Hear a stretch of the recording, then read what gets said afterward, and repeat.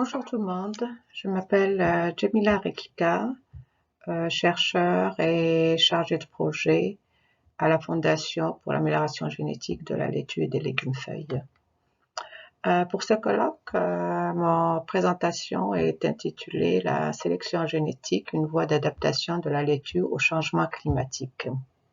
La production de laitue au Canada, elle est représentée par 87% de production qui est située au Québec, avec en sol organique de la MRC des Jardins de Napierville pour une valeur à la ferme de 88 millions par année, et dont 50% de la production est destinée à l'exportation aux États-Unis.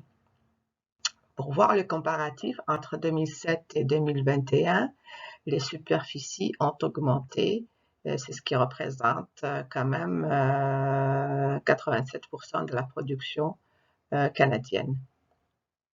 Pour la variété estivale, c'est une variété de laitue paumée qui est prédominante dans la production par les producteurs. Elle représente à peu près 76% des ventes en semences avec 47 295 000 juste pour l'année 2022. La laitue est une culture à climat frais avec des températures optimales qui varient entre 7 et 24 degrés Celsius pour sa croissance. Donc, mais sous nos conditions, au milieu de l'été, la laitue croît sous des températures quand même qui excèdent la fourchette de cette température optimale, avec des photopériodes longues et supérieures à 16 heures d'ensoleillement, avec des excès de chaleur et d'humidité par rapport à la Californie. Ces variétés ont tendance à développer des désordres physiologiques qui sont liés au stress, de la chaleur, notamment la brûlure de la pointe, l'énervation brune, la montaison prématurée et la protubérance des nervures. Ça, c'est pour citer les plus importants. Et ces désordres physiologiques occasionnent des pertes de qualité et de rendement importants aux producteurs. À titre d'exemple, un champ avec 10% d'incidence de brûlure de pointe, je veux dire de sévère, et peut être rejeté entièrement par les compagnies de transformation ou carrément par les distributeurs. Donc, par conséquent, le champ est détruit et hercé par le producteur. Avec ce qui annonce comme changement climatique, tout ce qu'on veut dire, c'est que l'industrie de la laitue est vulnérable et la menace du changement climatique exacerbe cette vulnérabilité, devant des prévisions annonçant encore des conditions plus extrêmes pour les années à venir.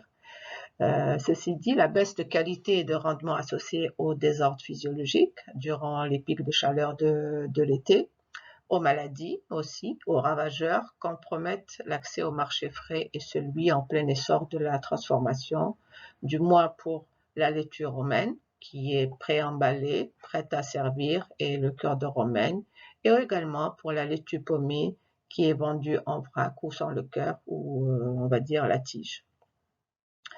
Aucun dommage n'est toléré, faute de quoi l'intégrité du produit transformé et sa durée de vie de tablette sont compromises. Donc, les producteurs, pour conserver leur part de marché domestique, local et d'exportation, et demeurer aussi compétitifs face aux géants californiens, les producteurs doivent minimiser les pertes au champ et s'orienter vers l'innovation. Donc, ce qu'on peut dire que l'innovation variétale dans la laitue constitue donc un levier essentiel pour accroître la performance économique des producteurs et de la filière. La création variétale passe par des croisements. Donc, dans cette première diapo, je vais juste mettre en avant comment on fait la sélection pour la laitue. Dans notre cas, il y a plusieurs types de sélection. Donc ça, je vais prendre un exemple, c'est la sélection généalogique. Donc, elle passe avant tout par le choix de 2 parents pour faire un croisement. Mais avant toute chose, c'est qu'il faut juste savoir que la laitue, c'est une plante autogame, donc elle a les 2 organes reproducteurs.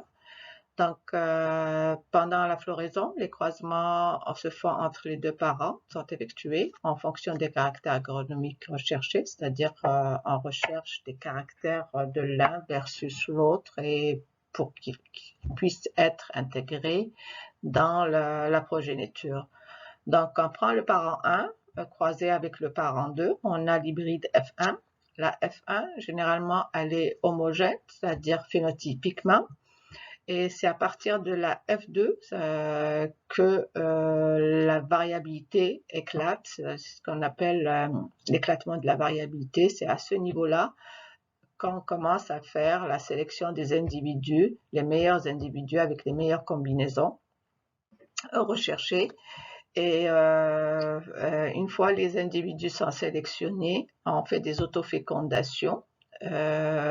Puis, avant de faire l'autofécondation, c'est qu'on fait la propagation in vitro, puis la production de semences se fait par autofécondation. Cette sélection va durer de la F2 jusqu'à la F5, génération F5. Et à partir de la F6, F7, on commence à avoir des lignées prometteuses semi-fixées. Donc, c'est là qu'on fait des essais en petites parcelles avec deux répétitions sur plusieurs sites. Et jusqu'à arriver à la F8 par autofécondation. Là, on considère que c'est une variété fixée plutôt, et uniforme. Dans notre cas, à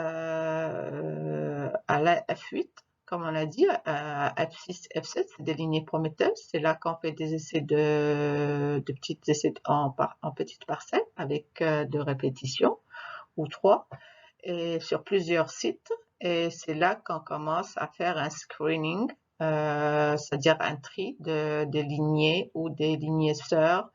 Celles qui ne performent pas, on les écarte et celles qui sont retenues, on les garde. Puis, arrivé à F8, là, par contre, les lignées sont jugées fixées, assez homogènes pour être commercialisées. Et là, on fait des essais en grande parcelle avec 4 répétitions sur plusieurs sites. L'autre cas de sélection, c'est plus une sélection avec l'utilisation d'outils marqueurs génétiques. Ça a été le cas pour la sélection génétique de la laitue pour la résistance aux pucerons, la Zanovia rébis nigris. Ce qu'on a jugé quand même comme très important à avoir des variétés résistantes. D'autant plus, c'est une alternative à l'emploi d'insecticides et ça tombe bien avec aussi le retrait de l'insecticide Admire, c'est un néonicotinoïde qui a été retiré, je pense, cette année de par l'ARLA à partir de 2023. Pour revenir au puceron, c'est le puceron de la laitue qui est un ravageur quand même responsable des gains importants au Canada, en Europe et aux États-Unis. Il a la particularité de coloniser et de se nourrir dans le cœur de la laitue. Il est indélogeable après le début pommaison des laitues pommées. Et les insecticides, c'est-à-dire les traitements insecticides de contact sont pratiquement inefficaces parce qu'elles n'arrivent pas à atteindre l'insecte. La simple présence de l'insecte dans la pomme rend la laitue invendable. Donc, ce qu'on a dit tout à l'heure, c'est vraiment pratiquement tolérance zéro. À ce jour, bien sûr, l'utilisation d'insecticides était la seule option disponible pour les producteurs. Donc, pour cela, il y a un besoin urgent de développer des variétés de laitue résistantes aux pucerons. La résistance aux pucerons, elle existe. C'est une solution quand même durable sur le plan économique et environnemental. Cette résistance est contrôlée par un seul gène dominant, NR. Les variétés de laitue paumées résistantes existent, celles qui sont vendues ici, mais comme j'ai dit, malheureusement, elles ne sont pas adaptées à nos conditions de production et d'autant plus qu'elles sont protégées par un brevet. Donc, on ne peut pas les utiliser pour introgresser, pour faire des croisements avec. Donc, l'accès aux gènes de résistance, on a conclu une entente avec la compagnie qui possède le brevet, c'est la compagnie Eric Schwann, une compagnie hollandaise, et on a pu comme ça intégrer le gène, la résistance aux gènes, aux résistances aux pucerons dans notre programme de sélection de la laitue pour améliorer la résistance des variétés déjà développées et faire l'introgression avec un suivi par sélection assistée par marqueur.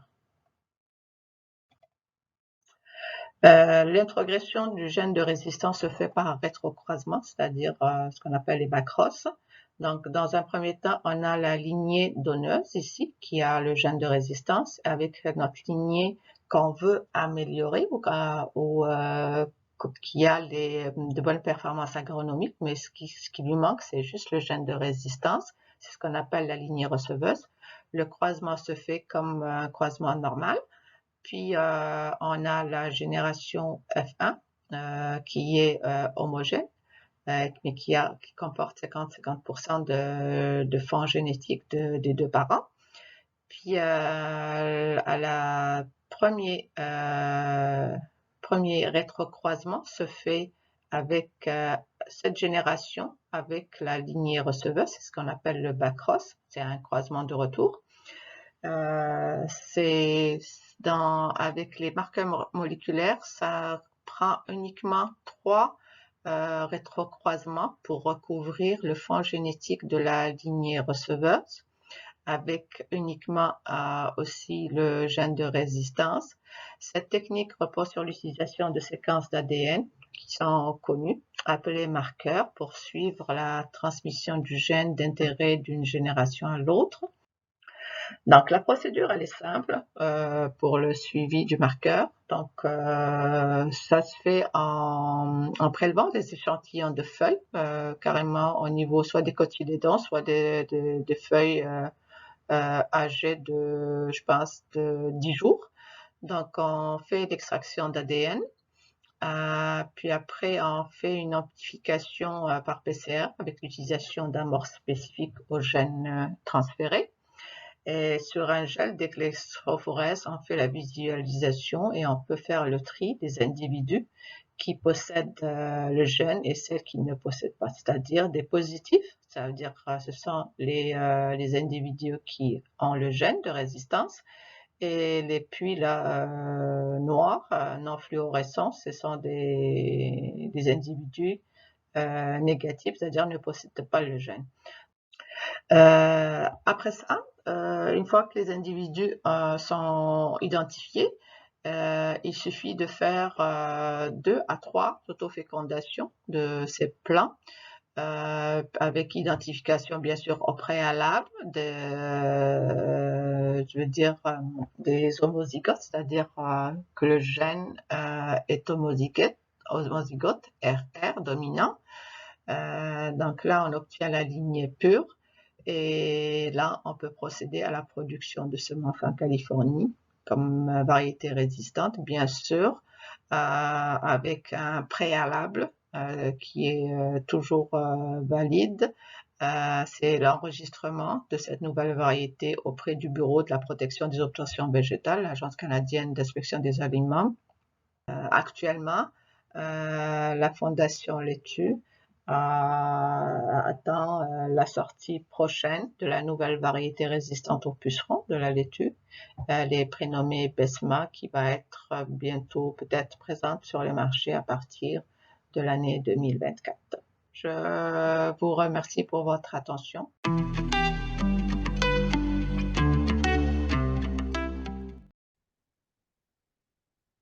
Bonjour tout le monde, je m'appelle Antoine Zborelski, je suis chercheur postdoctoral à Agriculture et Agroalimentaire Canada, et aujourd'hui j'ai le grand plaisir de vous parler du biocontrôle des bactéries pathogènes de la laitue grâce à une diversité de pseudomonas. Alors, la laitue, c'est un légume qui est très populaire partout dans le monde et en particulier au Canada, mais qui est menacé par des agents pathogènes bactériens, notamment trois d'entre eux: Pectobacterium carotovorum, qui cause la pourriture molle, Pseudomonas chicorii, qui entraîne la maladie des taches des nervures noires, et enfin Xanthomonas orthorum patavar vitians, qui est responsable de la tache bactérienne. Alors, les moyens de lutte contre ces agents pathogènes sont très limités, voire inexistants, et souvent peu durables car reposant sur de la lutte chimique qui peut entraîner l'émergence de résistance dans les populations pathogènes. Donc une solution possible, c'est le biocontrôle par des bactéries du genre Pseudomonas, qui sont des bactéries connues pour leur capacité d'inhibition d'agents pathogènes, mais aussi pour leur capacité à promouvoir la croissance des plantes. Alors, l'objectif ici, c'est de protéger la laitue contre ces trois agents pathogènes par une approche de biocontrôle avec des bactéries du genre Pseudomonas.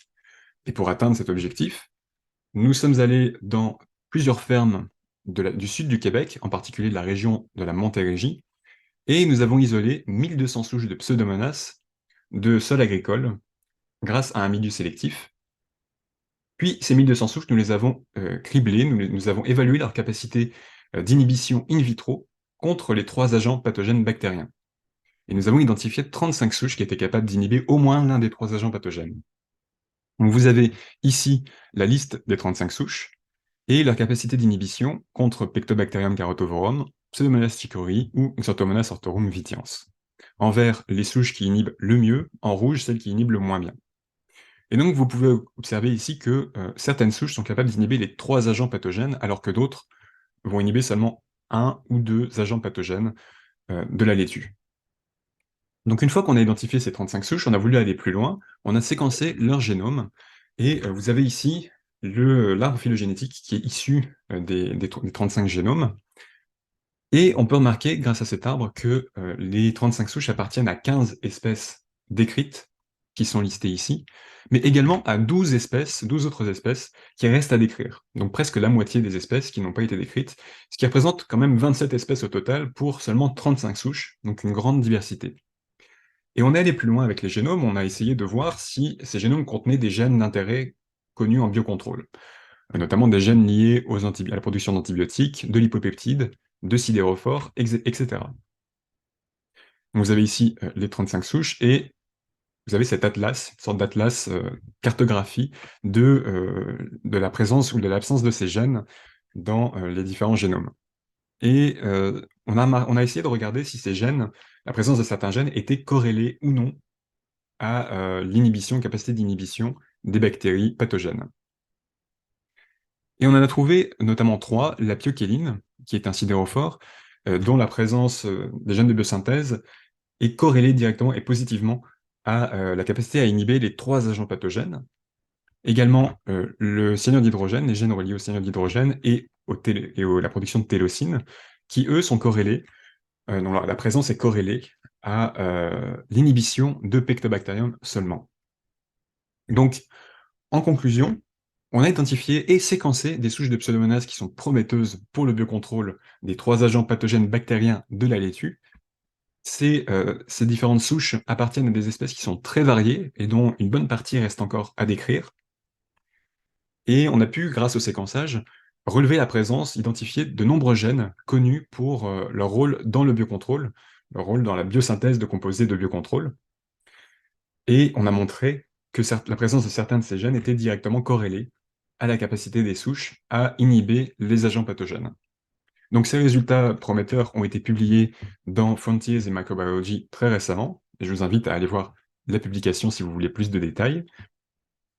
Et les prochaines étapes, ça va être d'abord de, évidemment, tester les souches, cette fois in vivo, mais également de déterminer les mécanismes qui sont à l'œuvre dans le biocontrôle, dans les capacités d'inhibition de ces souches, en particulier en utilisant une approche de mutagénèse. Et donc pour finir, je souhaiterais remercier tout d'abord la Fondation Laitue, qui a fourni un soutien financier pour ce projet, également les 26 producteurs qui ont généreusement ouvert les portes de leur ferme à notre équipe.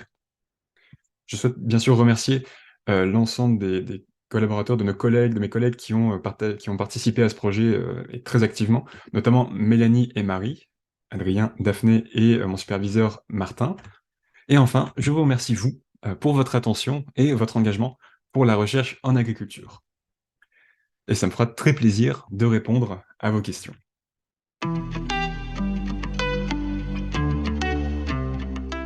Comité d'organisation du colloque 206 pour l'opportunité que vous nous accordez à travers cette brève présentation sur l'agriculture durable, défis et solutions innovantes pour une voie d'avenir. Ainsi, le thème faisant le point commun d'exposer est celui des structurations des espaces agricoles dans la plaine du Mayoluti, cas des zones cotonnières de Soukoundou et de Mandama, Nord Cameroun. L'exposé est structuré en 6 différents éléments. 1. Contexte justificatif. 2. Questions de recherche. 3. Objectifs de recherche. 4. Méthodologie. 5. Résultats. 6. Conclusions et perspectives. En guise de contexte justificatif, cet exposé part d'un constat selon lequel, depuis l'avènement du coton, les espaces ruraux au nord Cameroun, tout comme dans les terroirs de Soukoundou et de Mandama, sont marqués par de multiples formes d'organisation. L'émergence de nouvelles politiques agricoles instaurées par la société de coton, en accord avec l'État, a conduit à un apport considérable dans le développement agricole durable. Des techniques d'aménagement du système agro-végétal, des mesures classiques anti-érosives ont produit des multiformes d'organisation des paysages agricoles dans ces terroirs. Les espaces organisés produisent des paysages d'alignement horizontal, étagé, vertical, signés en parcelles cotonnières. D'après les travaux de Thomas et Catherine 2022, note que l'émergence des techniques agricoles a entraîné ces dernières années une transformation des paysages agricoles, des espaces agricoles importants. D'après les observations, les processus d'organisation des espaces agricoles dans ces terroirs ont donné raison aux aménagements du système SCV, d'agroforesterie, du système enherbé, du pécatage, des cordons pierreux, de la terrasse, des courbes de niveau, des bandes arborées, en terres matérialisées de part et d'autre des parcelles dans le but du développement agricole durable. Question de recherche. Comment sont organisés les espaces agricoles du coton dans les terroirs de Soukoundou et de Mandama dans la plaine du Mayoluti? 3. Objectifs de l'étude. Cette étude vise à évaluer la contribution de la culture du coton dans l'organisation des espaces agricoles des terroirs de Soukoundou et de Mandama dans la plaine du Mayoluti. Comme méthodologie, nous sommes passés par la collecte des données secondaires où nous avons exploité les rapports de la soude de coton, les anciens GIC, du groupement CPC, des agro-éleveurs, les rapports de la délégation de l'agriculture liés aux aménagements et à la production agricole. En ce qui concerne la méthodologie et la collecte de données primaires, une fiche d'enquête basée sur la méthode aléatoire administrée auprès de 300 producteurs du coton dans 11 groupements villageois. Une fiche d'entretien échangée auprès des responsables de la société de coton, du président du GIC, de la délégation de l'agriculture et de l'IRAD. Cette méthodologie nous a permis d'avoir quelques résultats. Résultat 1, c'est des techniques culturelles utilisées suivant les surfaces exploitées. Pour ce qui est de ces résultats, on remarque que 84 producteurs effectuant les labours mécaniques, 50 producteurs en labour chimique, 89 font le sarclage, 115 font le butage en zone cotonnière. Par contre, en terroir de Mandama, 70 producteurs font la culture atterrée, 82 font le sarclage, 102 font des butages. Cette utilisation concurrentielle des techniques a permis l'instauration des aménagements en terres agricoles pour une bonne gestion des luttes anti-érosives et de la sécheresse. Résultat 2, quantité des espaces aménagés par les producteurs. Ici, on remarque que le territoire de Soukoundou est aménagé à 278,35 hectares. Par contre, à Mandama, 304,8 hectares. Ces résultats nous permettent non seulement, n'est-ce pas, de montrer où la lutte contre la sécheresse, l'érosion, la vitesse du vent et l'invasion acridienne et qui ont également produit des diverses formes paysagères des parcelles des terroirs dans la plaine du Mayoluti.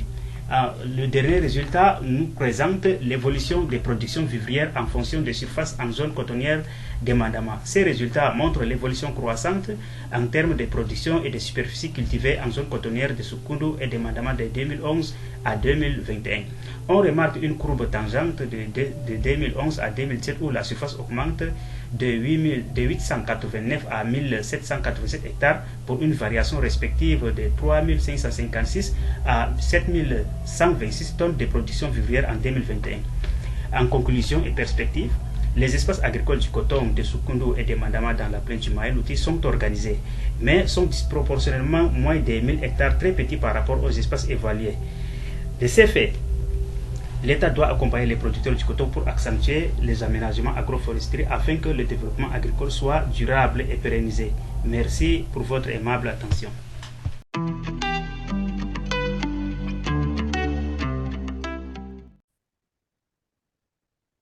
Salut. Le travail présenté dans le cadre du colloque 206 en agriculture durable du 90e congrès de l'ACFAS a pour thème la culture des génotypes et de la portion de coupe de la tige de manioc affecte la pression d'infestation de la cochenille africaine des racines et tuberculistique de Coccus versi Richard dans la zone forestière à pluviométrie bimodale du Cameroun. Il sera présenté suivant le plan ci-contre.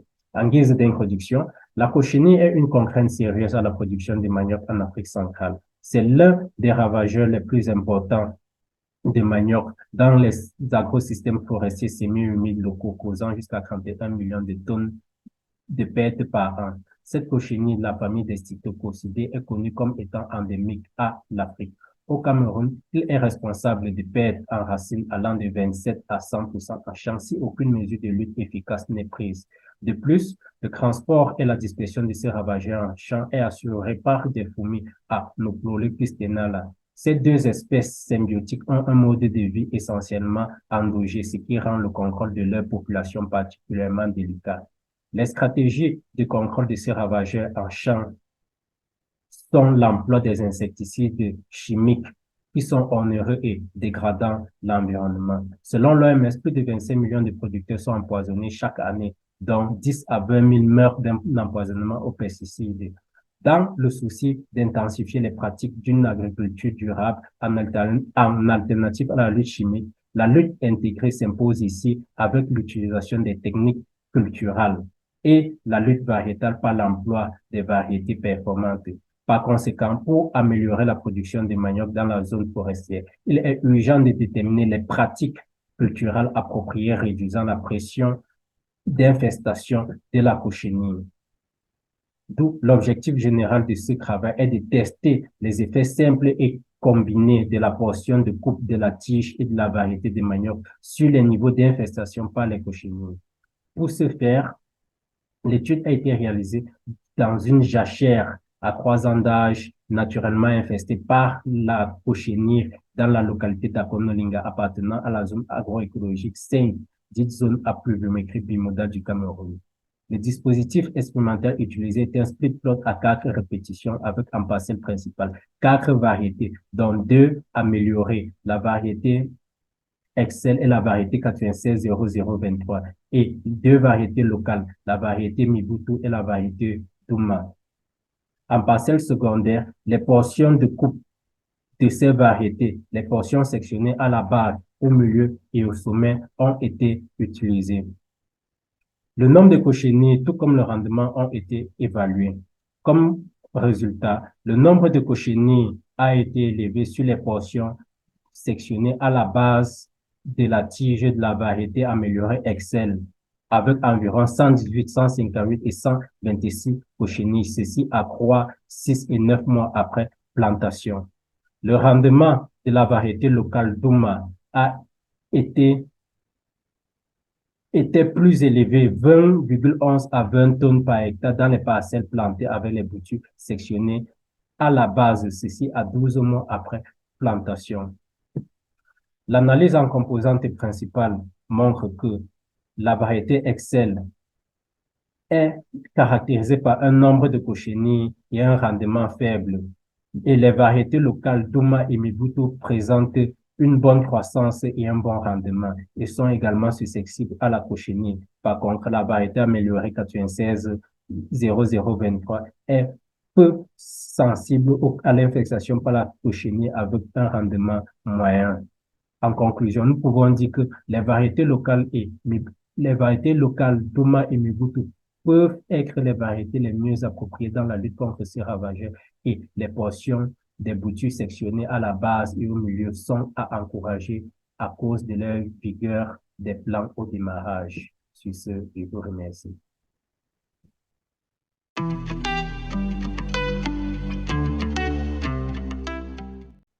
Je suis Agossou Kodjo Lobu de l'Organisation pour la promotion des arts apicoles et sylvicoles au Togo, OPAS, chargé de production et de recherche. Mon email, agossoumartine@gmail.com. Donc, ma présentation s'intitule Essai d'utilisation de carton dans la fabrication de ruches à cadre mobile. Au sommaire, nous avons le contexte, l'objectif, hypothèse, matériel et méthode, résultat et son analyse et les recommandations. Le contexte. La déforestation est perçue comme l'une des causes majeures du changement climatique. L'expérimentation de matières autres que les planches dans la fabrication des ruches est de plus en plus entreprise par les apiculteurs pour diminuer leur part de responsabilité dans ce fléau. Le présent essai s'inscrit dans la droite ligne de cette préoccupation.